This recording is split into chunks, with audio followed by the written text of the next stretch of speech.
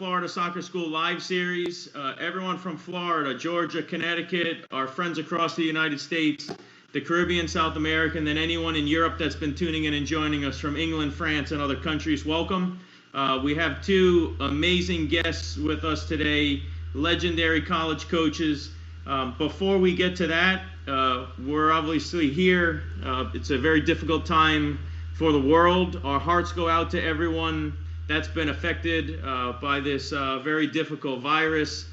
Italy, Spain, France, obviously the United States, New York, New Jersey, the Northeast especially, and any other hotspot or anyone at all that's been affected from the Florida Soccer School, and then also Coach Krikorian and Coach Reid. Our hearts go out to everyone affected, and we hope everyone gets well soon.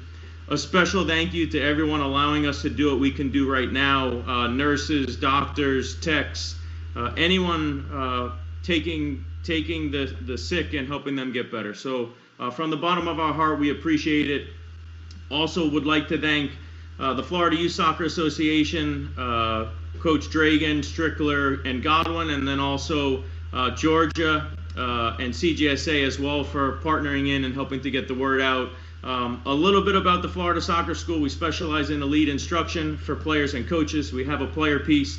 Our focus today is on coaches, coaching education, and picking two of the greatest minds that are in college soccer today and probably in the history of college soccer. So that's what we're here to do. We hope it's a benefit for you. We hope you can learn something. We'll have, like I said, two legends, true legends.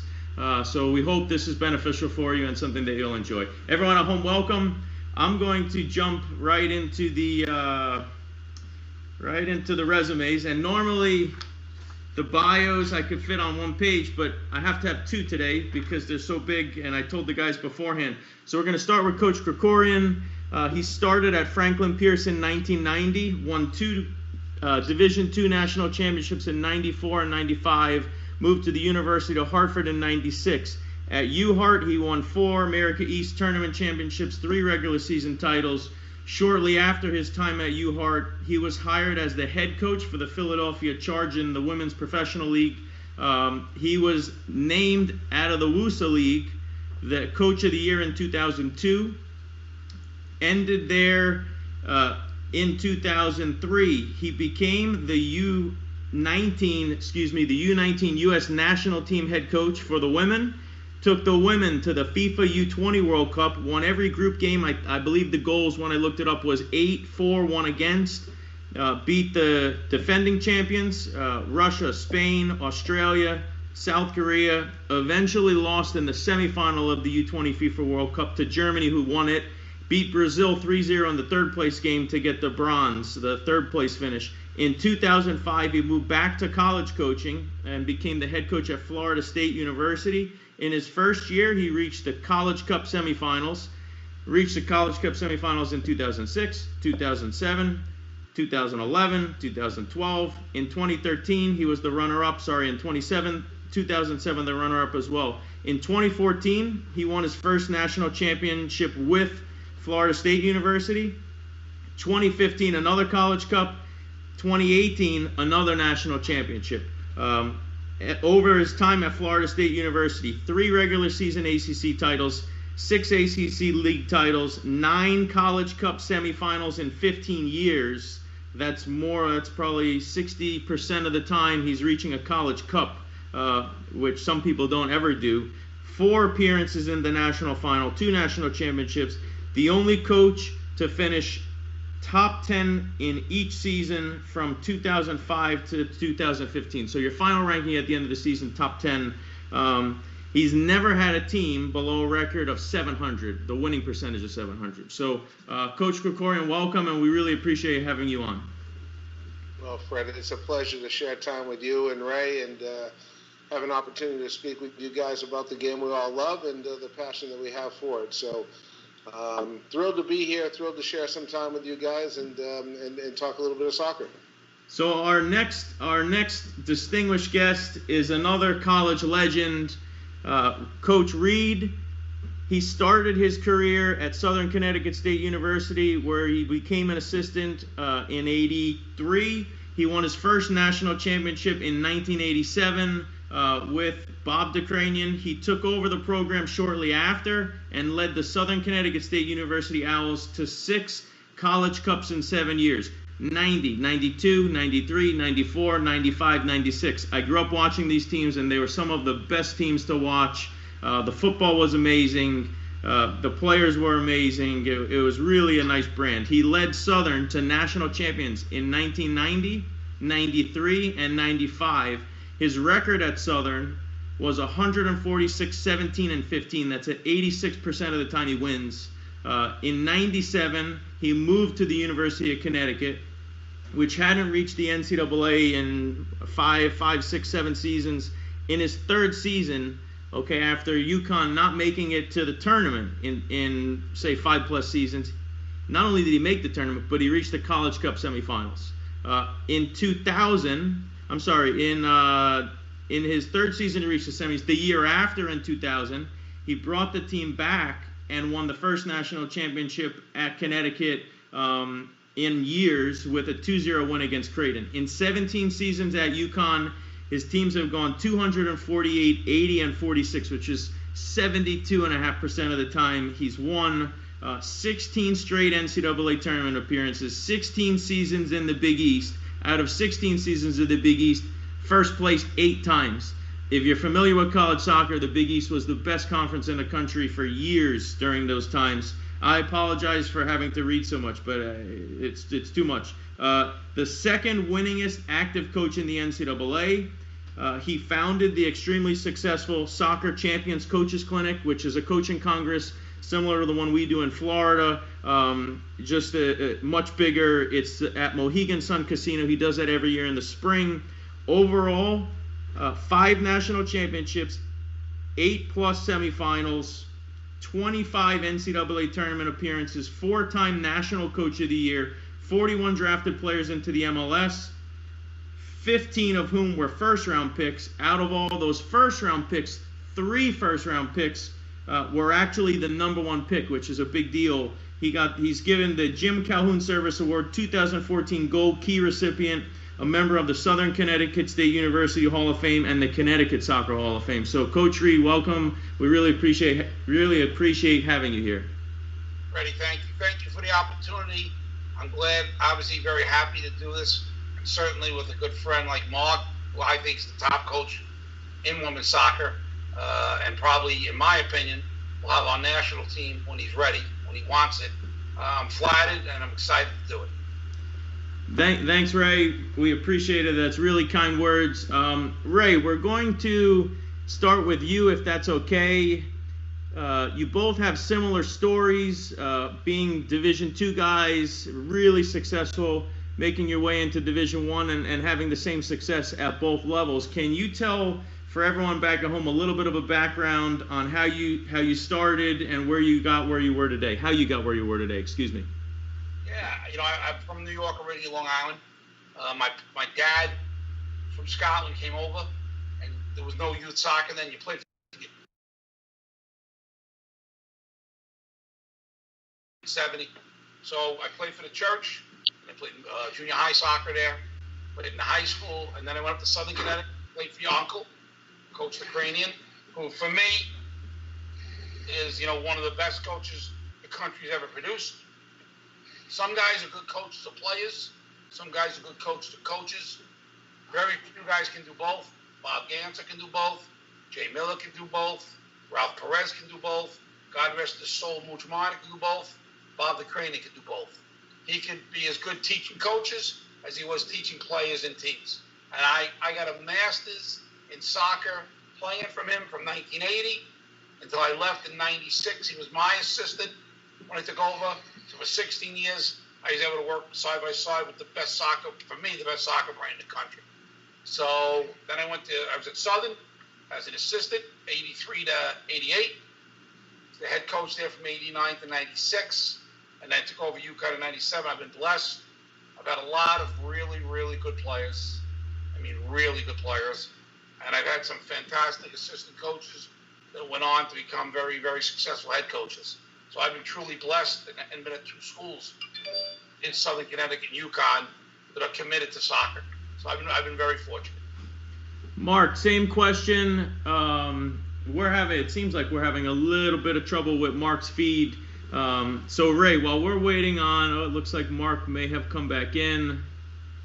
Sorry, Fred, a little technical difficulty here. Hopefully it's okay now. That's okay. So Mark, while your feed's still coming in, we can hear you, and if we lose your visual, that's okay, because your information is most important. Same thing. You started in New Hampshire, did great, went to a Division I school, then went to a pro school, and then back to one of the top Division I's in the country. Can you talk a little bit about your path and your background? Sure. I played a little bit of soccer in New Hampshire.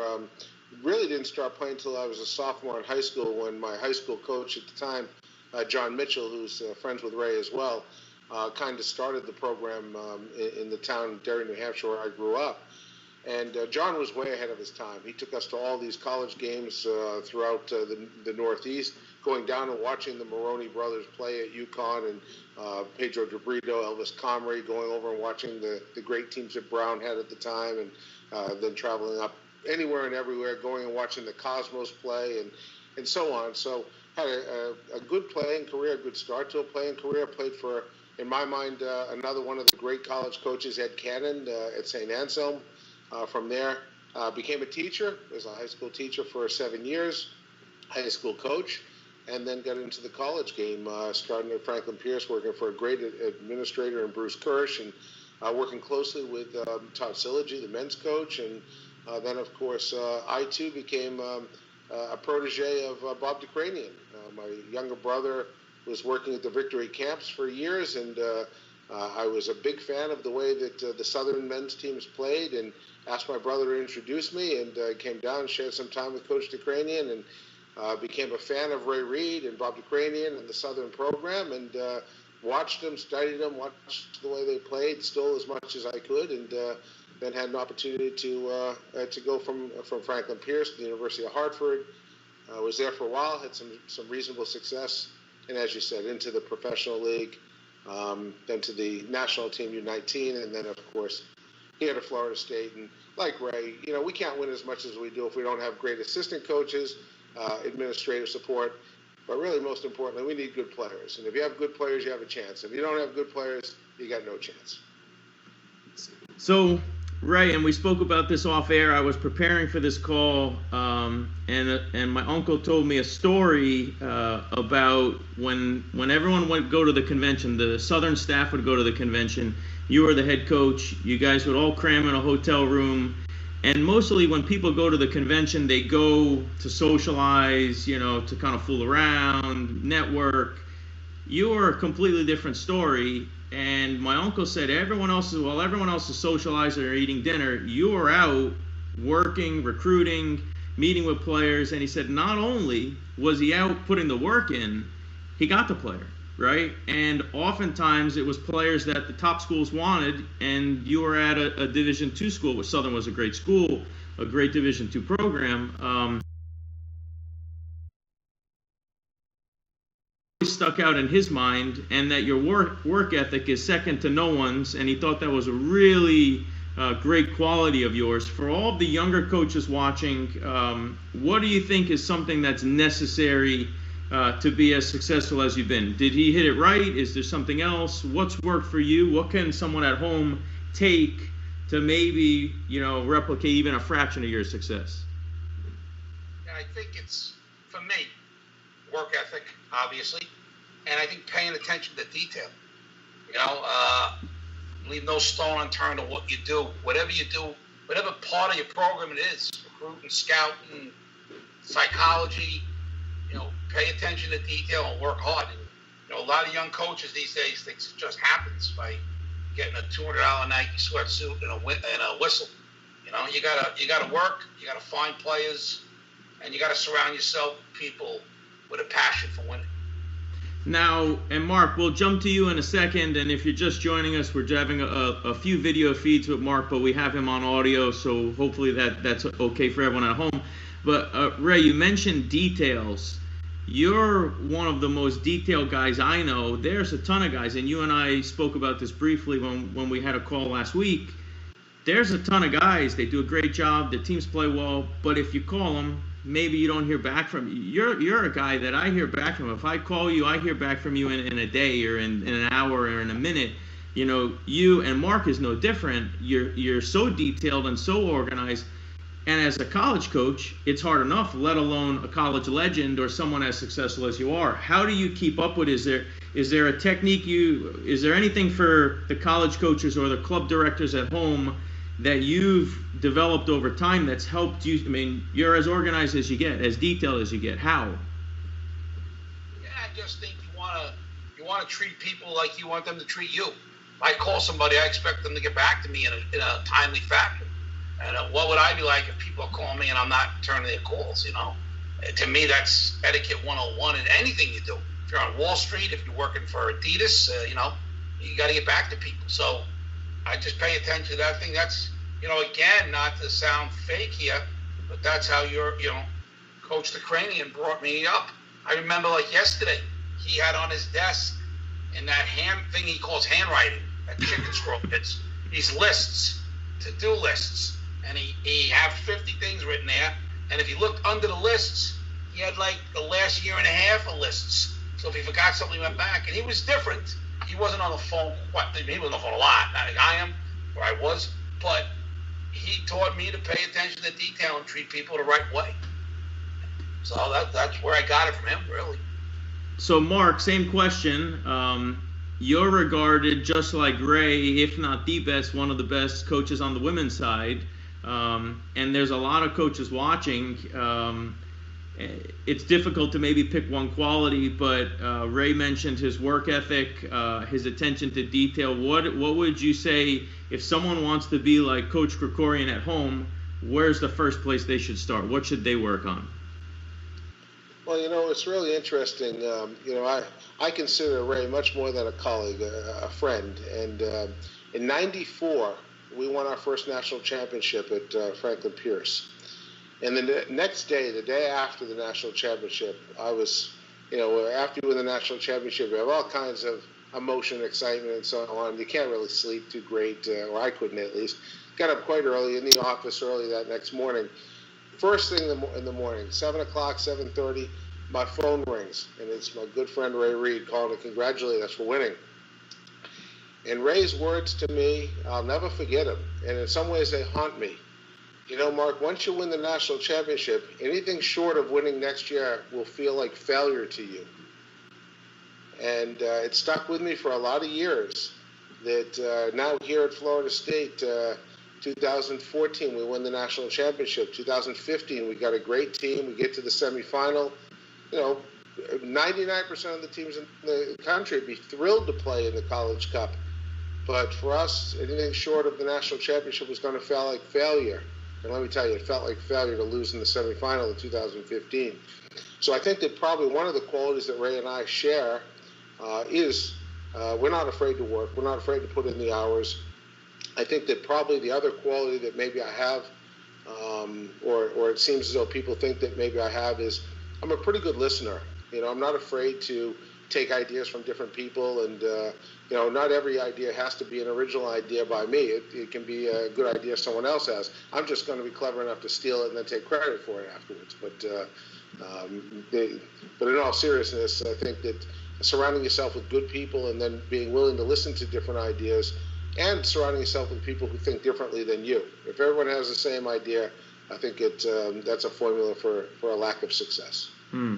So we show up to preseason, we're ready to go, we've recruited well, you've got top players coming in, you go through the first couple of days of preseason, maybe the first week or two, and you're like, wow, my team, and I can speak from experience, we have a pretty good team.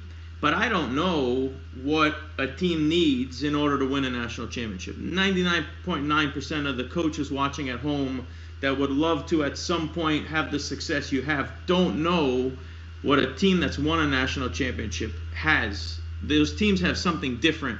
And we understand you need a little bit of luck and there's a lot of variables. We get that. But what do you see, and Ray, maybe you can go first. What do you see when you have your teams? Okay, is there anything different from a team and you say, hey, 3-4 weeks in or a month in, maybe after your first or second game, this team has something. This team we have a chance to win. Is there anything you could pinpoint? Discipline, leadership. One of the biggest things, health. Gotta stay healthy. It's just a short season. You get a high ankle sprain to one of your best players, season's over. That person's season's probably over. You know, leadership, discipline, health, a little bit of soul, a little bit of personality to the team, and kids that are willing to listen. For me. But I never know in preseason if I have a team's going to win champion. When would you say you know? Or you have an idea? Usually when the captains are holding the trophy in the center of the circle of the game, I start to believe it. Maybe. It'd be beautiful.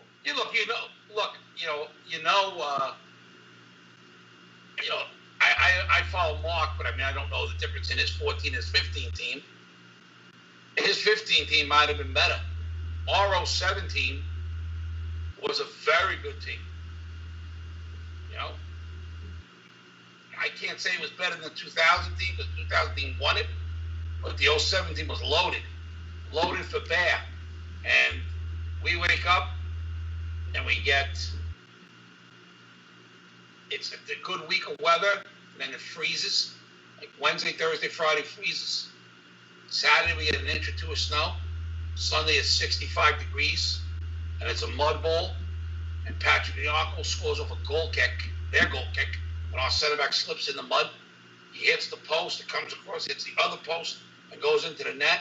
And it's 13 years later, I still haven't gotten over that. So that team maybe didn't have the luck. The 90 and the 2000 team, we played games, 50 degrees, field was beat up but flat, wasn't a problem. You get a little bad weather, and that's not an excuse, but you know what? The fact of the matter is it did not help us. And the Final Four, with all due respect that year, if we had gotten through, it would have been us and Wake, UMass, and Ohio State.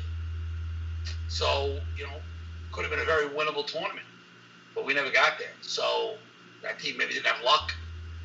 You know, bad break. You know, it's a little different than basketball. You know, it can go either way in our sport very easy. Mark, same question. Yeah, I think that I don't think there's any difference here between the men and the women. I think that you have to keep your kids healthy. If you have, for us, we found that having a little bit of depth has made a difference. The two times that we've won, we felt that our bench was stronger than the times when we've lost in the Final Four. But the one compelling thing for me that I think really makes a difference is the draw, and it's the luck of the draw. If you get the right draw and you get the right matchups and, you get a good seed, if you're able to play at home, all of those things can really work in your favor. But I think all the things that Ray touched on, we feel the same way. During the first day of preseason, we know we're talented. We know that we have top 20 talent, top 10 talent, top 5 talent. Depends. How many of these kids can we keep healthy? The other thing that we deal with a lot, and again, I don't know on the men's side how often they're doing this, we deal with a lot of call-ups. So there's a lot of times when kids are called away international duty during the course of our season. When we won in 2018, we didn't have our team picture till before the ACC tournament. We did not have our entire team together for a game until the ACC tournament. So, managing that sort of a season where kids are in and they're out, and that's where the depth also really comes to play.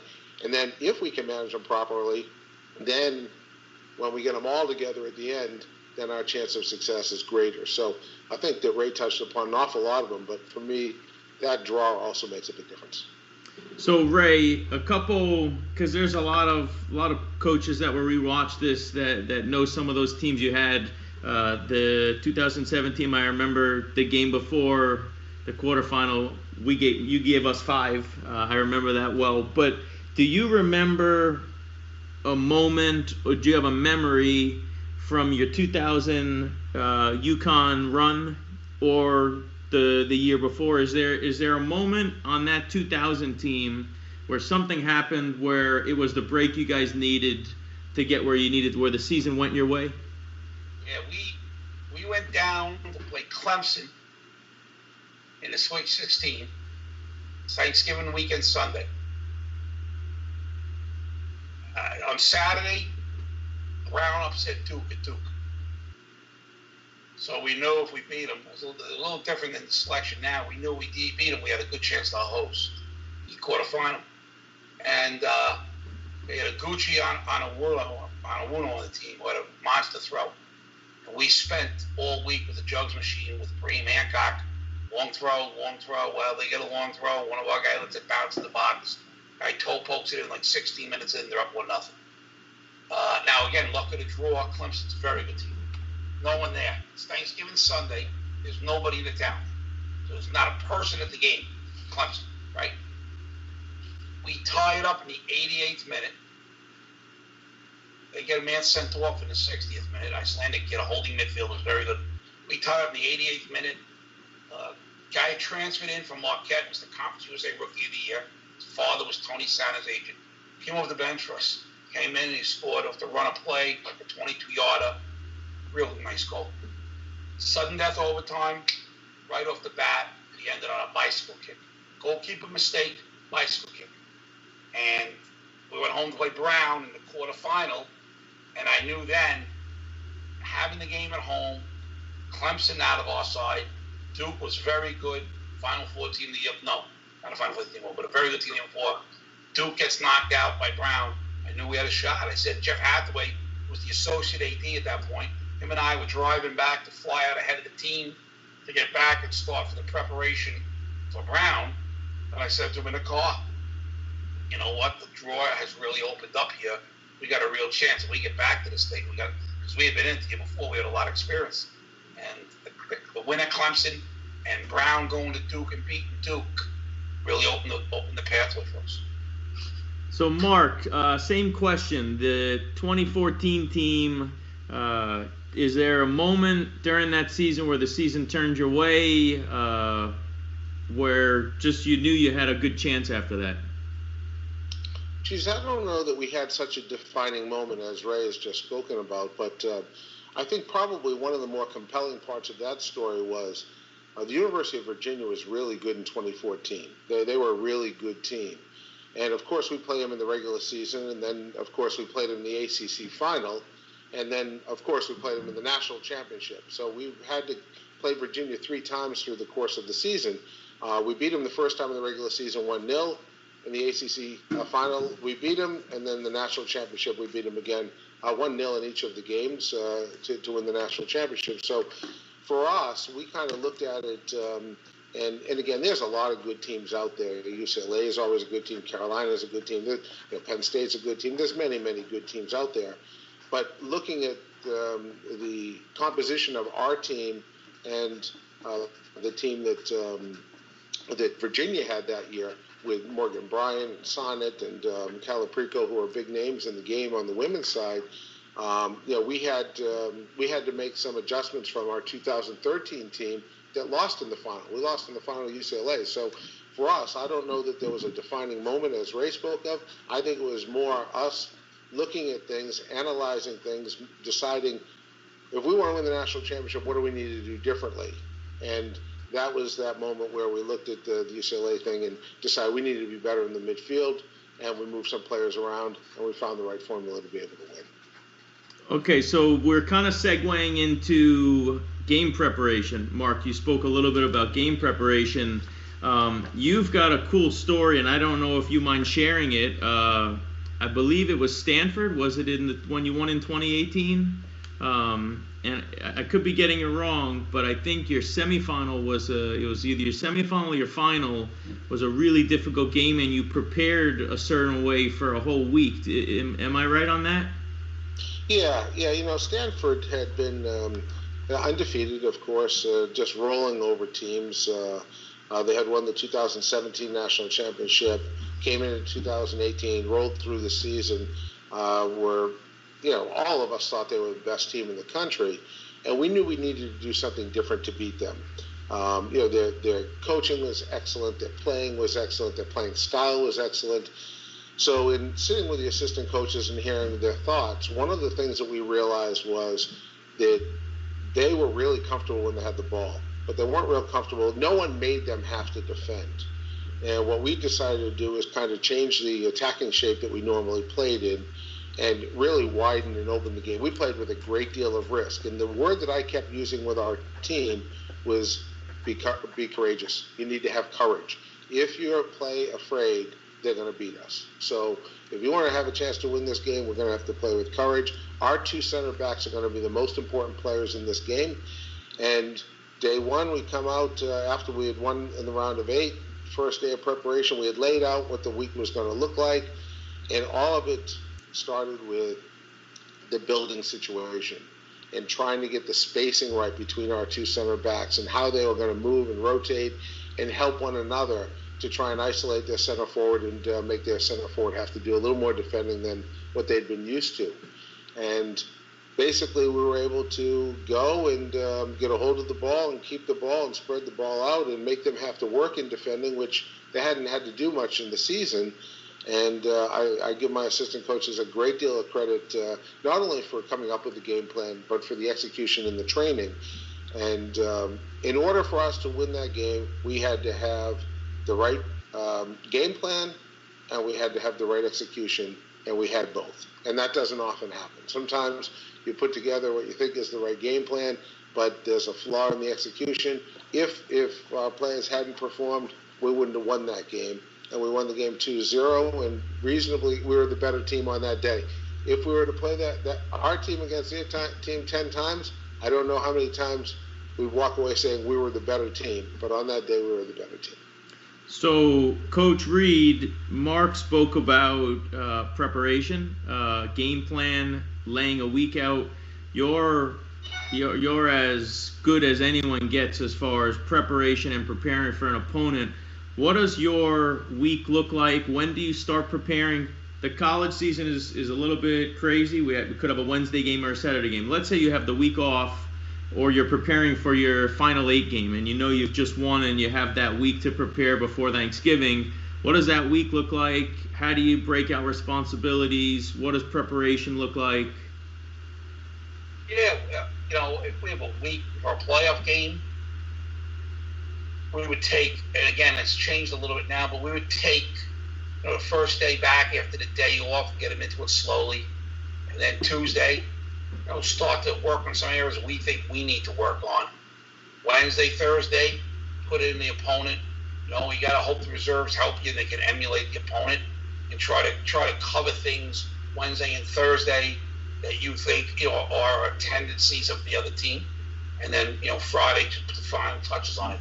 And again, we do prepare for other teams, don't get me wrong, but I'm also a big believer in that we got to be good at what we do, and especially defending. Our better teams have been really good defensively, and our teams that haven't been good enough have not been good defensively, and we've been very good in the goal when you have a good team. So we put a big emphasis on all aspects of defending all year round. We're preparing for an opponent, and we're going to try to press them, or we're going to play them in the midfield, or they've got a couple key guys. We try to do that. I don't, and I have long discussions with my assistants. I don't want to overdo it sometimes.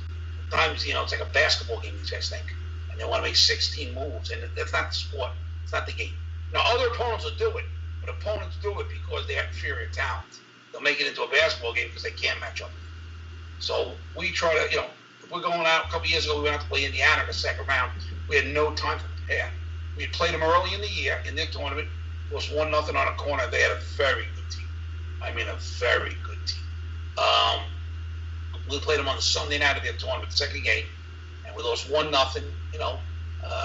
We went out, and then the NCAA tournament, we won the first game. We beat Rhode Island on a Thursday, 3-2. Friday, we had a fly to Cincinnati, Kentucky. We busted the balloon. We got there Friday night. Did a walkthrough Saturday. Played Sunday. Got our bells rung really freaking good. And we had a couple guys injured. We were majorly fatigued. We had one, and we were down 3-1 with about 12 minutes to go, and we beat Rhode Island 4-3 in the overtime. So a lot of energy, a lot of emotion. We went out there and we got stuffed. But I don't think we got stuffed because we weren't prepared. We got stuffed because they were much better. We weren't good enough. And if we had a full week, we would have been better. We were fatigued. So sometimes in the tournament, Mark said it's the luck of the draw.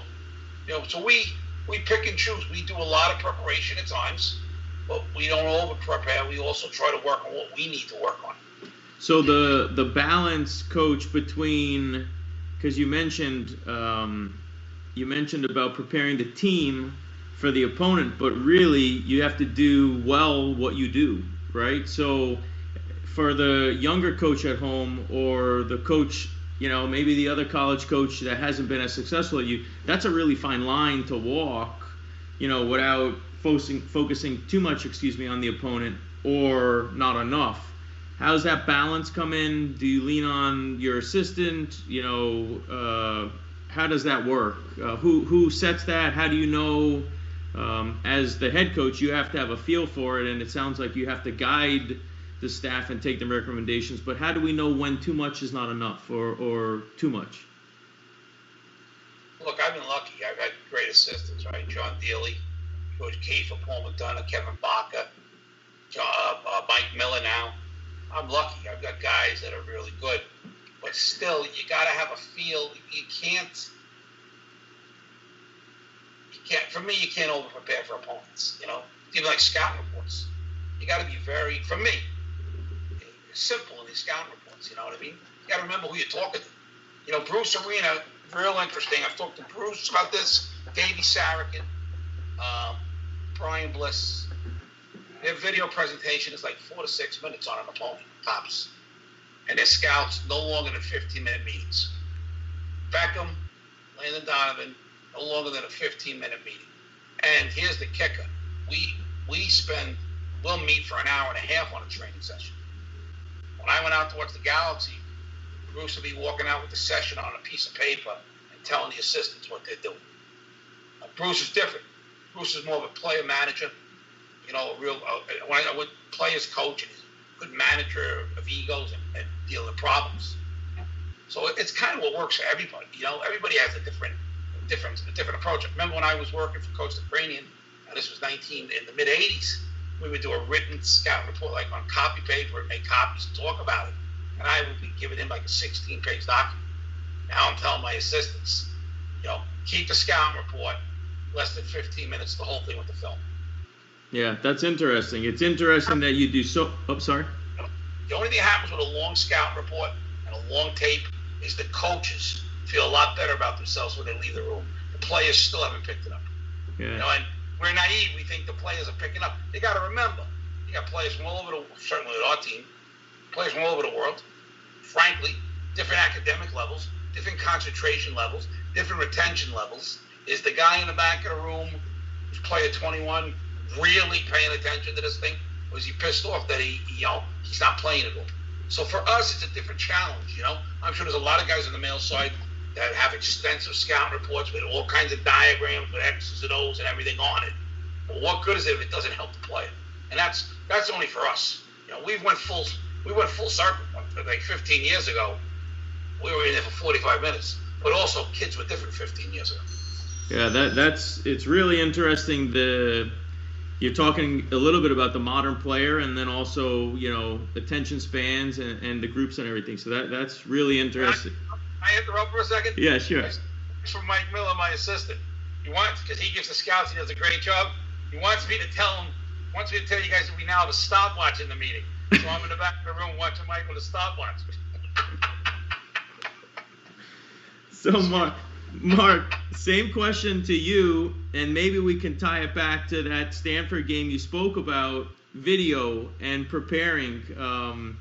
I know when I've visited, I've seen your coaches, your staff already has their video done almost the week prior to the game. So you have scouts, or I believe, I could be wrong, but when you're going into your Final 8 game, you have scouts already done for opponents, there could be opponent and the opponent that you could actually get, both options. But one, is that true, and is that how the degree you guys go? But two, how do you use video in the week leading up to it to prepare? And maybe how did you utilize it in that week leading up to that Stanford game you spoke to us about? Fred, that may be the best question of all, because I think that was the key to the success in the Stanford game. We didn't bring them in and inundate them. I agree with what Ray says. Even my attention span's not that good. I can't sit there and listen to stuff for a long period of time. It's give me the information I need and let's move on. So With the Stanford game, we had broke it down in terms of, all right, so which days do we want to talk about attacking, which days do we want to talk about defending? And for us in that game, we thought that our attacking was going to be the key to the game, keeping a hold of the ball. So we brought our back line in, and we showed them, okay, look, this is how they're going to press us. This is what they've done in all of their other games. We showed them just 2 or 3 clips, 5 minutes. Let's show them a few clips. And then we showed them, all right, here's how we're going to attack. So we took some video from some of the other games that we had. And then when we went out onto the field, they were prepared to do it. Let me tell you, when we went out on that field, and I said they were prepared to do it, it couldn't have been worse. They went out, and the quality of the pressure that the second team brought was so good that we kept losing the ball. But you know something? After about 2 or 3 days of it, we got really good with it. So, and again, we were videotaping the training and breaking it down and bringing them back in. And again, 3 minutes, 2 minutes, 4 clips, 3 clips, whatever it was. But we thought that was it, and we knew that they had to go into the game confident. So, when you're talking about, winning the national final, for us, at first, I was looking at our bracket and saying, boy, I would have preferred to play Stanford in the final. But had we played Stanford in the final, we wouldn't have had 4 or 5 days of preparation for them. So in some ways, we're a little lucky that we had that time. But back to your point, the fact is that we did use video. We did use it every day during that week of preparation, but only for 2 or 3 minutes each day, giving them a little taste of, okay, hey, here's what we want to do. Then the next day we brought them and said, okay, well, look, here's what you did yesterday in this situation, but look at your angle. How could you have been more successful? If you change your spacing and your distance and your angle, can we be more successful? And then we went back to it, and they got better, and then the next day they got better. And honestly, by the Thursday, when we went back through it, I knew we were ready. I knew that, okay, we are prepared. We've given them the instruction. They understand clearly the way it needs to look. And fortunately, as I said, they went and executed. So now let's shift, because we talk about the preparing and the stories from both of you guys. It's worth its weight in gold, if you ask me, and hopefully the coaches watching at home can relate and pick up. What the coaches at home might not know about both of you is you guys are, in my opinion, the leaders and the pioneers for game analysis. In-game analysis as the game's going on. Every time your teams play, the second half is typically going to be better than the first. We've spoken about preparation, we've spoken about the work rate, but Ray, and I could be wrong, I believe in the 90s, early 2000s, into the mid-2000s, no one was allowed to sit above. You had to be on the bench. I could be wrong, or you couldn't be in the press box. Communicate, right? So you could be up there. Communicate, that's correct. So you were the only program in the country for years on the men's side to have someone up on the press box. But I believe, and I could be wrong, correct me if I'm wrong, but you campaigned to get that communication rule changed, right? Where if someone had someone above, they could communicate to the bench, which was one, thank you on behalf of all of the college coaches for doing that.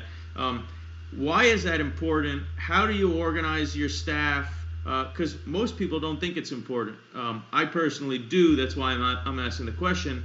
So first, what is the relation? What do you use for the person above? 2, okay, how do you make a change in game? Are you opposed to it? Is it something you like to do? And then the third part of the question would be halftime. Because you guys get better every time. I remember playing the UConn teams. I remember the 07 team. I remember too many teams. But you guys always got better. So you're doing something, and it can't be by accident if it happens every single time. So if you could speak about those 3, that would be great. First though, I think you get better at the half. Not all the games, but a lot of the games we hopefully have better players. So, once players get their feet under them, they play better. And I mean that. We wouldn't get better at the half if we had terrible players. We get better at the half because we have better players.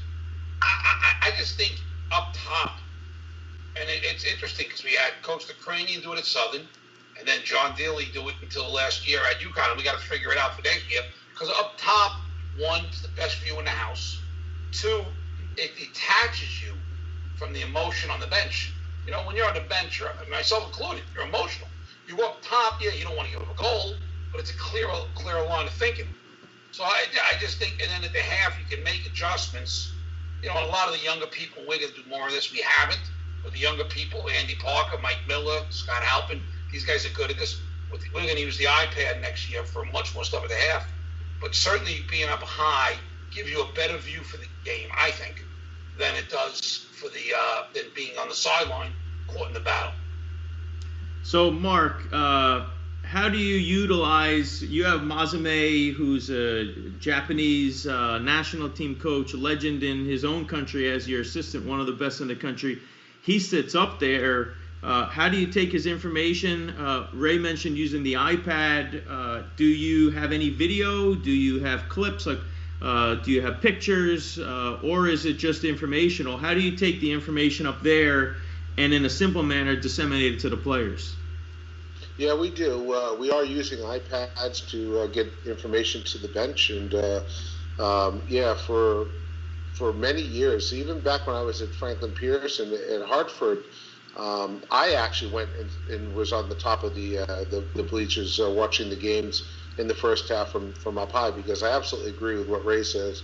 The worst seat in the house is sitting on the bench. That's the worst. You have the worst picture of the game sitting on the bench. But so for us now at Florida State, I have my Japanese assistant coach, Imaizumi, sits up top, and they're watching the game. We're live editing the game, and then when we get in at halftime, we have some clips prepared. They'll show me what the clips are that they think are significant. I'll look at the clips, then we'll share those with the team as well, and then whatever adjustments. But I also agree, one of the other things Ray said, watching his teams over the years, part of the reason I think that we're both better in the second half, besides having good players, is we both really value the ball, and the opponents get fatigued when we have the ball.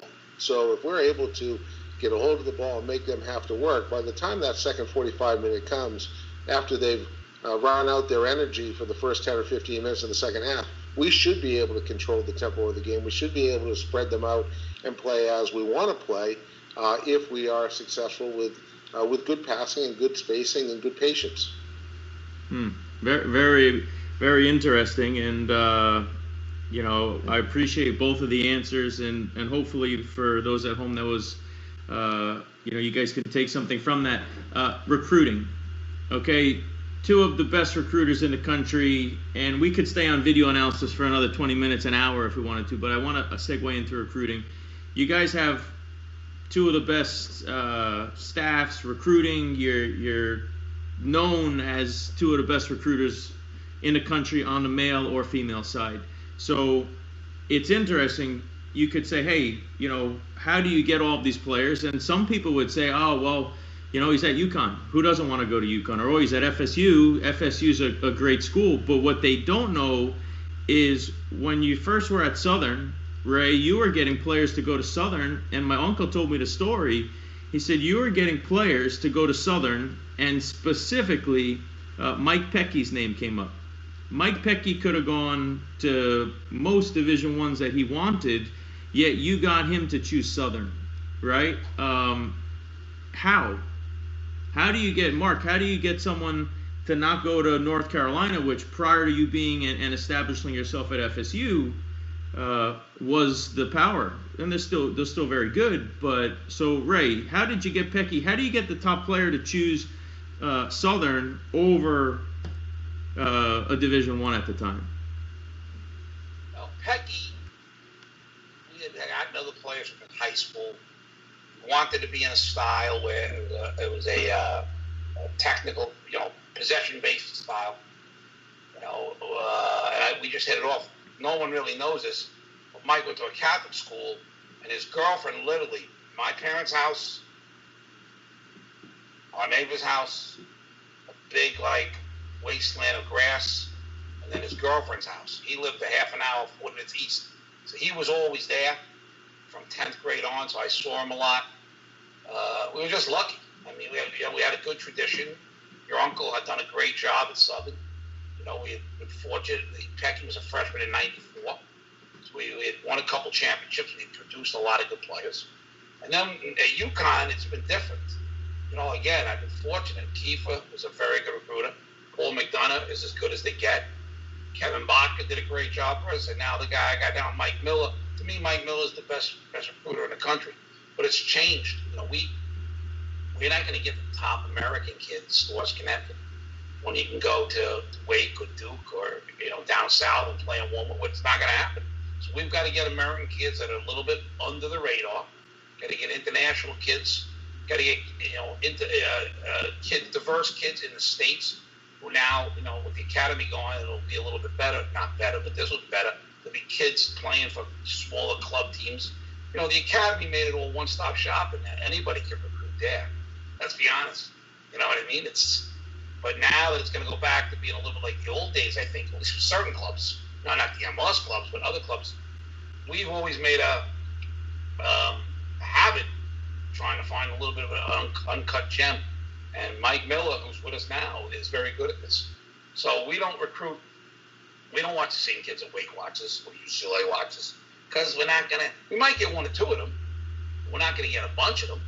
They're just not going to pick Stores, Connecticut instead of going to UCLA or to Duke for weather or geographic location. But I'll put our soccer teams with their soccer teams any day. It's just that, the more players you can help get better and help them meet their goal or help them make the next level of coach, it kind of breeds it. But we definitely have recruited differently. We don't recruit traditionally like Chapel Hill does on the men's side. Absolutely not. And you've certainly done it. You've taken, I read the stats for those that just jumped on, 40 plus college guys to the MLS, 15 first rounders, and 3 number one picks back to back. So that does make sense. Coach Krikorian, when you first got to Florida State, you have North Carolina, you have all of your traditional powerhouses. Florida State wasn't regarded as it is now as one of the best, if not the best, women's program in the country. What did you do? Is it the same? Is it different? What can you recall that you did from a recruiting standpoint to start to get the top player wanting to go to FSU? Well, when I got to Florida State, there were a couple of goals that we had. We wanted to make sure that we were going to try and get the best kids in Florida to come to Florida State. And there are some really good players in Florida. So we wanted to try and control Florida and get some of the best kids. And we got some of them. And University of Florida is a really good program too. And they've certainly got their share and so on. But so we wanted to do that. And we wanted to go out and we wanted to find, are there kids that are in the youth national team pool that we think can help us beat Carolina, that we think can help us beat Stanford and UCLA and Penn State and all these others? And if there are, can we get them to come to Florida State? And we've had some luck doing that. But what we've had more luck with is going overseas, finding some kids that are interested academically, interested in the American experience, interested in having this opportunity. And then we've done a really good job of player development. So much like what Ray was talking about, we get some kids that maybe are a little bit under the radar. We've got an awful lot of kids that, as youth players, never played in the youth national teams, but after working hard through our program have become U23 national team players and are now going and playing as pros. I think right now we have somewhere in the neighborhood, right this minute, of 30 kids playing as professional players around the country. And again, we have a bunch of kids that have retired that were pros as well. But I mean, that's a lot of kids. And I think that, for the young females out there that are looking and saying, I'd like to be able to play after college, we're a pretty good option. We've had a pretty good history of helping the kids realize their potential, develop, and have a chance to go and play after their college career is over. How much, and this could be for either of you, how much does player development impact the fall, or because the fall is such a condensed season, or is player development more focused on the spring? And if it is, how does the spring look? I know a lot of college coaches that will go into the spring season wanting to prepare the team because, we've got great players returning. Here's our team. Our team's going to be great in the fall. Let's prepare the team now so that we're better off in the fall. What is that balance between the individual and the team? We've had coaches come on the past calls that are in pro youth academies speak about the needs of the individual versus the team and how to balance it. But I'm curious to see both of your perspectives on how that works in the college season, given the parameters on scheduling and how frequent the games are in the fall. Sure. Ray, go ahead. Yeah, in the fall it's hard. You gotta hope your games develop your players in the fall, and you gotta hope a little bit your training develops your players. And we're fortunate; we have a very good strength and conditioning coach, Chris West. So there's a whole nother component to what he does. His is more year round. But in the off season, we try to build the team, but through the player, through player development. It is much more teaching in the spring, much more coaching. We're able to challenge guys. We're able to push guys 90 minutes in practice or more. Not worried about the game on the weekend or, up here we don't play our games to April. So end of January, February, March, we can train 5 days a week once we're into the 20 hours. And we can push guys to, and we go doubles. They'll train in the morning, and then they'll lift an hour later in the day, 4 days a week. So we're going twice a day with that stuff, 4 days a week in the off season. So I think we try to use the spring or the winter to help get them prepared physically and mentally for the fall. Yeah, I don't think that we're much further apart. In my mind, the fall is all about developing the team. So let's get them together. Let's do whatever testing we're going to do. Let's analyze where these players have come back to us. Are they healthy or not? How are we going to manage them to get back healthy to be able to contribute? But in the fall, it's all about competing for the national championship. We need to prepare for winning. And whatever development occurs is kind of a byproduct of the training and what they pick up through video or whatever. But for me, the building phase starts in January. When these kids come back in January, that's why I think that this January to April or May, whenever this semester ends, is so essential to our player development on the women's side, where these kids are getting physically stronger, and we're not worrying about preparing for a game every day or every week or whatever it would be. It's more a matter of we're just going to work with these players. We're going to have small group sessions. We're going to improve their technique, repetition, which we can't do in the fall. We don't have the time. We don't have the energy. We don't have the manpower. The players don't have the time either. So, this college schedule we have is a little bit crazy with the 8-hour segment and into the 20-hour segment. But we've kind of been able to manipulate it so that it works for us, where our kids are really getting better in the spring. If we were in a situation where we're playing matches both in the fall and the spring, I fear that we would lose that development piece. So you've both shown you clearly know how to develop the college player to be a pro. Let's take a step back. If we have a lot of club coaches watching, club directors watching, even pro youth academy coaches watching. What would you see out of the youth player coming out that maybe they're deficient in, that the coach now, for the modern youth player, the coach could focus on so they have a better chance to adapt to the college game? I understand you have your top players going to jump right in, and there's certain players that could fit right in regardless of what the coach does. They're just special. But for the other ones, is there something that they're deficient in? Is there an area that maybe the coaches now that are in the youth game are maybe missing, or maybe could give a little bit more attention to the modern player? Possibly it's where they fit in.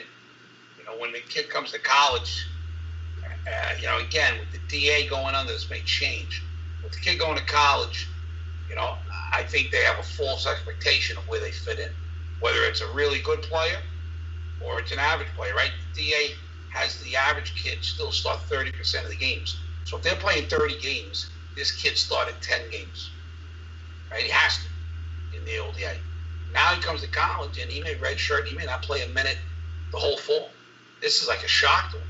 Now take the better kid, who's still maybe naive defensively, or naive what his role is, or naive that he needs to take a little bit of a back seat at first. And that's not easy because the coach of the club is trying to win games, is trying to develop players, So, there's only so much time in the day. I'm sure we send guys to the MLS, Bruce and Bobby Brown, and these guys are saying, hey, what are these guys doing with this guy at UConn? He's not ready to do this because of the jumping levels. So it's hard. It's hard. It's not an easy job. I don't know how often the club coaches have these kids. 3 days a week, that's not enough. It should be 5 or 6. The academy started off 4 and 2 games on the weekend, right? And as they scaled it back, I think it got to be 3, maybe a 4th, and a game on the weekend. And the kids got to go 6 days a week in some environment, to be ready to make the jump. I think, you don't learn writing your name in kindergarten, right? Twice a week. Right? You're writing it every day.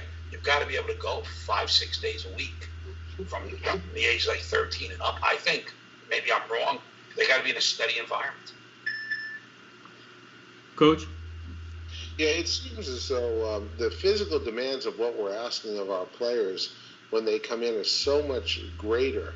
I think that these clubs are doing a really good job in so many different areas, but the speed and the strength and the intensity level and the training, and we're going an hour and a half training, and it's a high tempo, and these young ones walking in the door, they haven't been in that environment before. They haven't been, for the most part, playing against players that are 3 years older than they are, and the speed and the strength that those players are playing with.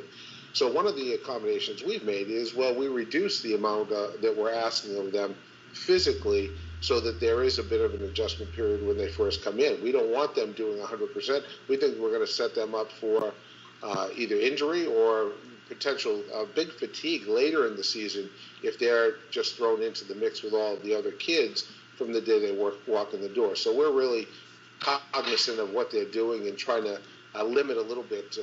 We have to give them a taste of it. They have to have a part of it, but they can't be doing all of it that the returning players are, or we'll burn them out or we'll injure them in some fashion.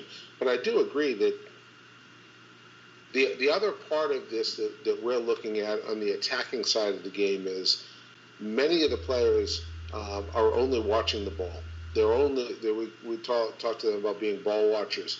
And what we're really trying to do is get them to be paying attention to where is everybody else? What's the spacing you have with your teammates on the attacking side? Where are the opponents? What is the spacing that you're finding? So I think that so many of the players are so ball-centric that they're only thinking about the ball and themselves in relation to the ball, relationship with the ball, as opposed to where is their positioning in relationship to everything else that's going on the field.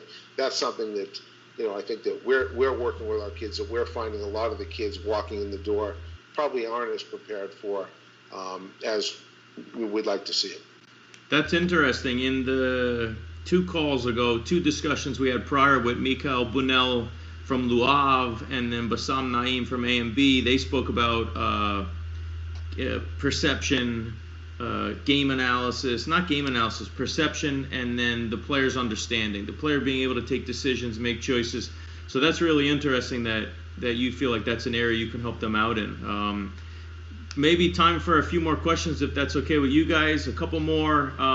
Mark, we had a question from Instagram from a coach in Florida. They wanted to know what impact the DA no longer existing would have on the girls' side. Ray's spoken about it. I think Ray's more or less answered the question, but it was directed toward you and maybe the female side, which could be different. So just wanted to throw that one out. Yeah, good question. I think that it's all still to be determined. I did see yesterday that they've announced that there's a new league that is being formed that's going to absorb an awful lot of these clubs that were previously in the DA. So I don't have any inside knowledge or any advanced knowledge of how it's all going to shake out with the different teams and clubs and what's going to go on. But hopefully the ECNL will continue to absorb some of these clubs, and they can get all the best players playing together in some sort of a fashion where they're not split as they've been. So, Fred, I really don't know. Okay, Ray, next question for you. This is from a colleague of mine. What do you do on the recruiting trail? You guys both deal internationally, and even with the U.S. player. With the U.S. player now, more or less they know you're there. When you talk to them, they know you're talking to them, right? They say what you want to hear, they answer, and then when they show up, maybe it's not the player you expected from a character standpoint. So what do you do to judge character, leadership qualities? Because, Ray, as you referenced early on, those are qualities in a team that has a chance to win a national championship. So when you're recruiting nowadays with the modern player, is there a trick, or is there something you do, or is it feel? What do you do to judge character and leadership in the modern day recruit? You can ask questions, but let's be honest here. You're not going to know until you're in your environment. Let me ask you a question, Freddie. If you go out with a girl on 2 dates, do you know her inside out? I don't think so, right? It takes time. I'm the wrong guy. Yeah. Time to see them in adversity. Time to see when things don't go their way. So it's hard. We do some questions. Scott Halpin has done a good job putting together a questionnaire, which is helpful. But you're not going to know until they get there and you see them. And I tell you, the fall is one litmus test, but the second semester is even more of a litmus test. So it's very hard to figure this out. I think on the men's side, you can talk to parents. They're going to tell you what you want to hear. You can talk to the club coach. Unless the kid's a real idiot, they're going to tell you what you want to hear. Because the club coach wants the kid to go to a big program. So he's not going to say they're going to lie to you, but they're not going to be as forthcoming. So it's a process that you got to hope that the culture of your kids that you have there can help break them in. And you know what? You have ups and downs. Programs are cyclical. There's going to be times when the culture isn't good at the program, and it takes some time to fix that. So you just got to be careful, and you got to try to be astute in how you bring guys in. But you're bringing in guys. In our case, we're bringing in guys from Africa, France, Germany, Morocco, Long Island, California, Florida, New Jersey. They come from different clubs, different educational backgrounds, different responsibilities. An 18-year-old in Europe is, in some countries, are mandated to go into the army, right? Or in Israel. An 18-year-old American kid, could not probably write his own checks to pay for bills if he had an apartment off campus. So it's a whole different world, And in the past, the American kid respected the international kid and saw the difference. Now the American kid doesn't see the difference, doesn't respect him. So it's a whole. You've got to run them through the program, and the cauldron of the season and the spring semester usually gives you an idea if the kid can make it or not. That's why so many kids transfer. Because they come into a program and they find out over time that they're not quite good enough to play at that level. And in the past, kids want to be part of a big program. Now every kid through the academy, every kid wants to play. So maybe it's better that he goes to a lower level Division I or a Division III. I wouldn't say a Division II, but a Division III program where he's going to play a lot more, but it's not going to be quite the level. So we try to do stuff, Fred, but it's not that easy. I don't think it's that easy. Coach Krikorian, Ray mentioned culture, and the culture maybe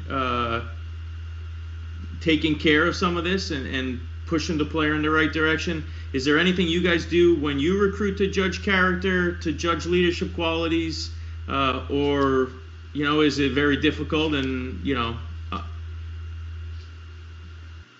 Yeah, in our world, I think that so many of these young women are such good students, and it's such a white collar, if you will, sport where everyone is kind of valuing education, and they're really looking forward to the academic piece coupled with the athletic piece.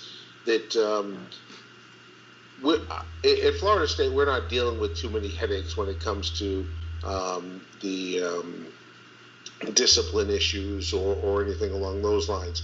I think once we try and establish whatever that culture is going to be, and for us, the words that come to mind are, we have a really professional culture, and if we're trying to create an environment where kids will come in, they want to be pros, you need to act like pros, you need to prepare yourself like a pro, and that's what we're looking for. So, if their behaviors aren't in line with that, well, then it's time for me to sit with them and have a discussion with them.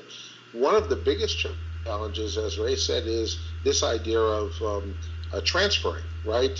Back in the day, if I wasn't, for me, when I was playing, if I wasn't good enough, my first thought wasn't going to be transferring. My first thought was going to be, I'm going to have to work a little bit harder and see if I can find myself some playing time in there. That it's not going to be just gifted to me. I'm going to have to find a way to get there. Now it seems like in all sports across the country in college sport that, I'm not playing enough, so I'm going to leave. I'm going to go and do something different.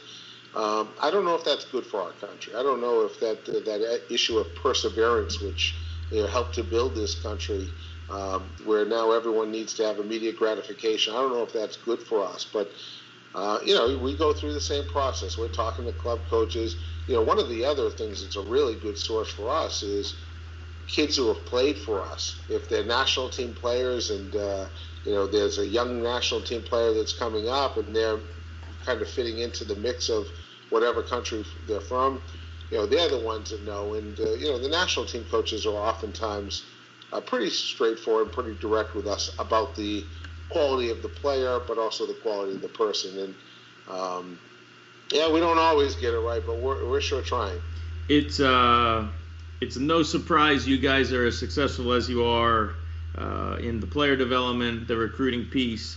Two questions left, if that's okay. You guys both okay for time? Sure. All good.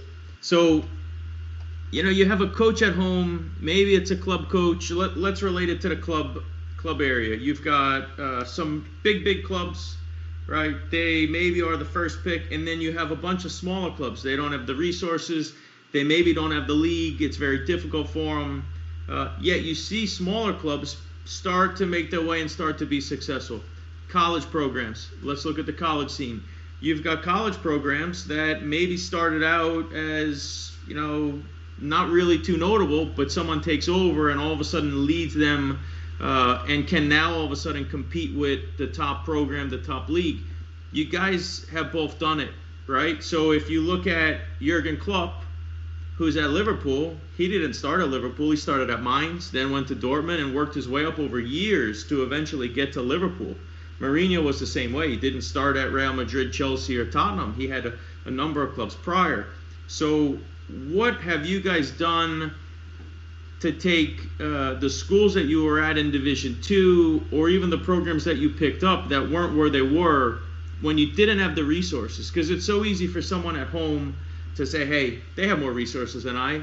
And Ray, I disagree a little bit in that a lot of players would want to. Storrs for soccer. You've developed one of the best football places in the country, soccer, one of the best soccer schools in the country. So, what did you do at Southern when you didn't have the resources? Because there's a lot of people, I think more than not, people can associate with not having as much as what your programs have right now because they're so established and so well respected. So I think I've danced around that one. That's the longest question I think I've ever asked, but I think you guys know what I'm trying to get at. Yeah, I think, Fred, to be honest with you, one of the best things that happened to me is I went to a Division II program. I'll be honest with you. I'd rather have guys that go to Division II and III programs now because they learn how to do without, rather than have an expectation and an entitlement to them. When I was at Southern playing, being an assistant, and then being a head guy, you learn you got to be really creative. You got to figure things out on your own, and you gotta be able to beg, borrow, and steal. To be truthful, and those are the guys that I want on my staff. I joke with Mike Miller. Johnny Kerr said he was a Southern Connecticut guy, and he is. He's a Southern Connecticut guy. George Keefe was a Southern Connecticut guy. Paul McDonough didn't go to Southern. He's Southern Connecticut. Kevin Barker could have been a Southern Connecticut guy. And these guys know how to think on their feet. There's no coaching. You don't go and get your license and it tells you how to do some of this stuff. You got to be a street guy. And you got to be able to create certain things. And I'm sure Mark, when he worked at PS, had to do the same thing. They weren't giving him, I would imagine, $100,000 recruiting budget, or they weren't eating lobster and pregame meals. And we're the same way. And to be truthful, some of my fondest times is playing and coaching at Southern. And, I was talking to Brian Bliss today for a while about things we had to do to survive there. And I wish all the guys that worked for me had a chance to work there. Yeah, it's really interesting you say that, Ray. I feel the same way. What I'm sure of is if you go and you work at a place like Southern or work at a place like Franklin Pierce, that will much better prepare you to work at a place like Florida State than if you've worked at Florida State your career and then try and go and take over at one of those schools. Because for us, well, we were the academic tutor, we were helping prepare the field, we were sorting out the uniforms. You kind of have to do some of everything when you're at those small Division II schools, and making sure that as Ray said, still from Peter to pay Paul. For us, we didn't have much money for an assistant coach, so I'd con my brother into being my assistant. I had my old high school coach driving across, helping to train goalkeepers and stuff like that. So you kind of had to be resourceful and thinking on your feet and trying to figure out, okay, well, we want to be good. We don't have a whole lot of money. What is it going to take for us to continue to grow and develop and develop and improve? And I think, as we get to Ray at UConn, me at Florida State, you start having more resources, which, by the way, in a lot of ways brings a lot of headaches too. So now you're managing a whole lot more than you were back in the day. There's no question in my mind. Now I fully understand why around the world they call the head coaches managers, because in the role I have now, there is certainly the share of coaching, but there's a whole lot more managing. Where at Franklin Pierce, back in those days, well, there was a lot of coaching, but there was trying to organize and find things out as well. So that preparation was really worthwhile. Hopefully everyone joining us for this discussion appreciates the quality, the fact that we have two of college soccer's best over years, decades with us. So on behalf of Florida Soccer School, we appreciate it. During this time, I think it's a difficult time. It's a time no one wanted to go through, but it reminds me, and one of the things that it is great for is it shows you how important family and your friends are, and maybe football doesn't mean quite as much. The game's given us a lot. It's given me a lot. I'm grateful for all the times that I've had. What has the game given you from a friendship standpoint, from a family standpoint? Because I feel like this is a good time maybe to tie the call up and tie it back. Coach Reid? Yeah, I've been blessed. I've worked with some great guys. I've coached a lot of great guys. Probably my closest friend is John Dealey. That goes back to high school, but it was all through soccer. Chris O'Brien, a high school coach online, probably one of my closest friends. I've been fortunate. I haven't, I say this all the time. I think people think I'm lying. I get stressed out easy. We've had our ups and downs. We had a tough year this fall. I haven't worked a day in my life. This isn't work. I'm not putting in pools. I'm not cutting lawns. This isn't work. So I'm very fortunate. I have friends on Wall Street and other areas who have done very well for themselves, who hate what they do and drink a lot. And I haven't ever had to work. Are the kid of today challenging? Absolutely. Is it a whole nother set of problems? Yes. Is it take an adjustment? 100%. It's still not work. I'm sitting here, trying to get ready for a season. I'm blessed. So the game's been great to me. I would do it the same way. I've made some bad decisions that I probably would change, but I'd take the same path. I got a chance to work for one of the best guys in the country and Coach Krikorian. I got to watch Jim Calhoun and Gino Auriemma work up here and Randy Etzel. I couldn't be lucky. Yeah, I feel the same way. I have two brothers. I'm the middle kid of the family. Younger brother is a teacher and just an absolutely great guy. Older brother who's extremely successful, really done a great job in the business world and so on. And I don't think that there's a day where he wouldn't change jobs with me, give up whatever monies and houses and all the stuff that he has to be in the world of sport. And, being invited to our former players' weddings and seeing them grow their families, and all my assistant coaches that have gone on to become head coaches, and watching and sharing in their success and continuing through the friendships. And obviously right now this is a tough time around the world with COVID, and but just realizing the doors and the relationships that have occurred through soccer having friends from Germany checking in, or me checking in with Danish friends or Norwegian friends or whatever it is, and former players. It's very comforting knowing that it's a game we love, a game we enjoy. But for me, I'm not dragging myself out of bed early in the morning to get to work.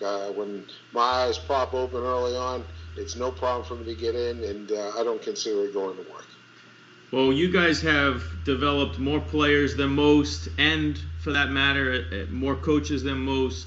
Hopefully, everyone watching was able to learn a little bit in the short amount of time we've had with you guys. I cannot thank you guys enough. I've really enjoyed it. I hope I've done a decent job. This is probably the hardest one for me to do because of the quality of both of you two guys. So from the Florida Soccer School, thank you guys so much. My brother Jack Krikorian, speaking of family, is helping us keep everything going from the technological standpoint and the quality. So a special thank you to him. But thank you sincerely from us over at the Florida Soccer School, Mark and Ray. Thank you very much for coming on, and we really appreciate it and wish you guys all the best in the fall. Yeah, great sharing time with you, Fred. Fred, thank you for the opportunity. Mark, great to see you. Always a pleasure, Ray. We'll see you next time, wherever that is. We'll see you soon. Thank you, All right, guys. Fred. Give my best to your family. See ya. You too.